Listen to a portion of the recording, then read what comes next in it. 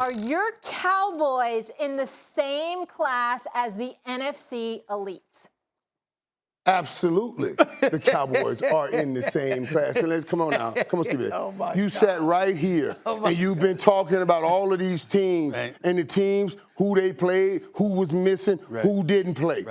The Cowboys just went through a stretch where they were missing two top wide receivers, and that affected them. And they lost some games.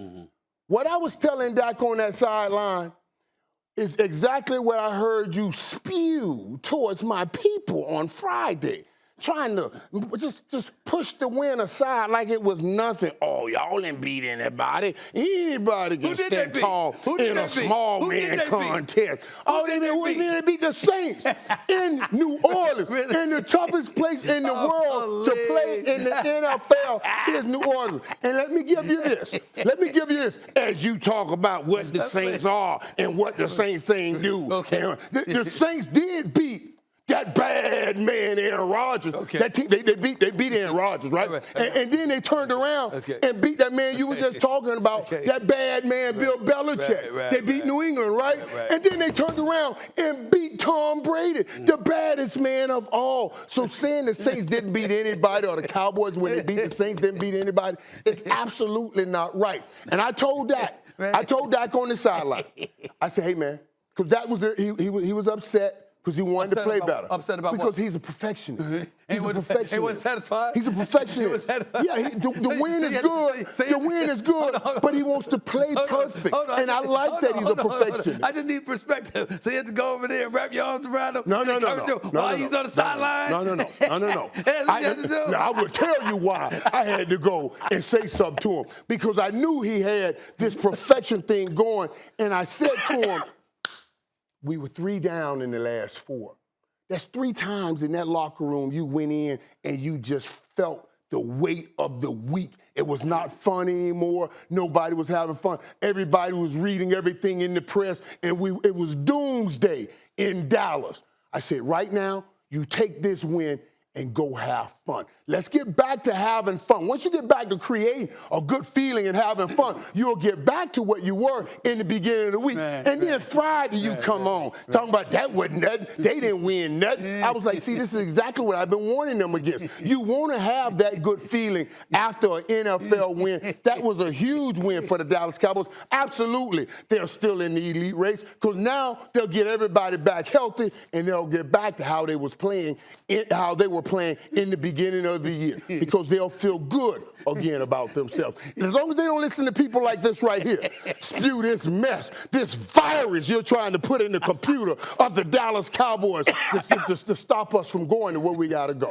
Just won't work. Let me ask you a question, man. Let me ask you a quiz question. How old is Dak Prescott, man?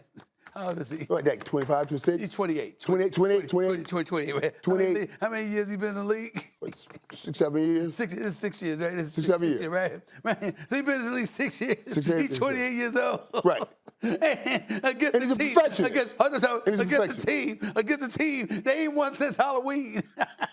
The New Orleans Saints ain't won since Halloween. Hey, come on, man. So what are you saying, though? Hold on. They haven't lost since Halloween. Drew Brees is retired, doing a great job on NBC, doing a great job on Sunday Night Football. Drew Brees is retired. Jameis Winston out for the year. Trevor Siemian, they relied on Trevor Siemian and Taysom Hill, who, by the way, can't throw. 31 years of age.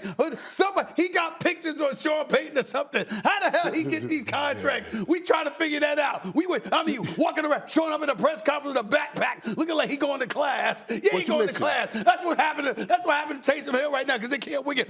That's who you had to go and coddle Dak Prescott about and hug him and wrap your arms around him and bless him with your knowledge. Just stop it. Here's the deal. The Dallas Cowboys, this is hilarious. So the Dallas Cowboys, right, are 8-4, okay? 8-4.